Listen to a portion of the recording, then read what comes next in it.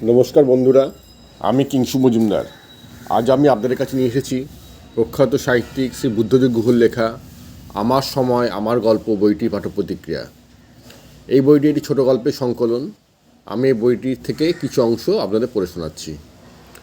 প্রবেশ গল্পে তিনি লিখেছেন, দেশ বদলে গেছে, সময় বদলে গেছে, এখন প্র্যাগম্যাটিক না হলে বেঁচে থাকাটাই মুশকিল।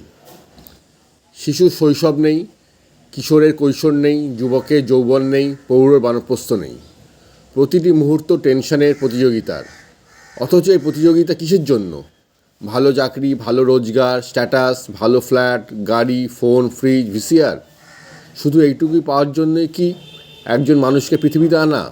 এই প্রতিযোগিতাতে ছিন্ন ভিন্নই যদি হতে হয়, তাহলে ওরা বাঁচবেটা কখন? জীবন মানে কি শুধু এই সব? মানুষ যদি নিজেকে বড় করতে চায়, তার মধ্যে যদি নেওয়ার ক্ষমতা মানে রিসেপটিভিটি থাকে, তাহলে সেই সব ব্যক্তি নিজেদের গুণে একদিন প্রতিষ্ঠানে থেকেও অনেক বড় হয়ে ওঠেন। যে বড় হবে তাকে তার পরিবেশ, অনুষঙ্গ, চারপাশে বিরূপতা কিছুই ঠেকিয়ে রাখতে পারে না হয়তো।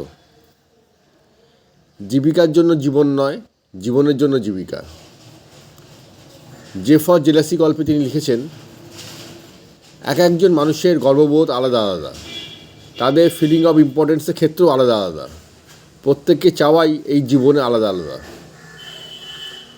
প্রত্যেক মানুষের জীবনের মধ্যেই তার স্বাতন্ত্র্যের বীজ সুপ্ত থাকে। কেউ কেউ সেই বীজ থেকে গাছ জন্মাতে পারে, কেউ আবার সেই বীজ যে ছিল আদৌ বুঝতে পারে না। যাদের গাছ বাড়ে তাদের কারো বা বাড়ে বাইরের দিকে, কারো বা ভেতরে। স্বামী হওয়া গল্পে তিনি লিখেছেন, বর হওয়া আর স্বামী হওয়া বোধহয় এক নয়। ধোকারডানা গল্পে তিনি লিখেছেন, কত সিদ্ধান্তের বীজই যে আমরা নিরন্তর বয়ে বেড়াই, কিন্তু কোন মুহূর্তে যে সেই বীজ অঙ্কুরিত হবে তা আমরা নিজেরাই জানি না। বন্ধুরা, যে পর্যন্তই। আমি আগামীকাল আসবো আবার অন্য কোনো একটি বইয়ের পাঠ্যপ্রতিক্রিয়া নিয়ে। ভালো থাকবেন সবাই। নমস্কার।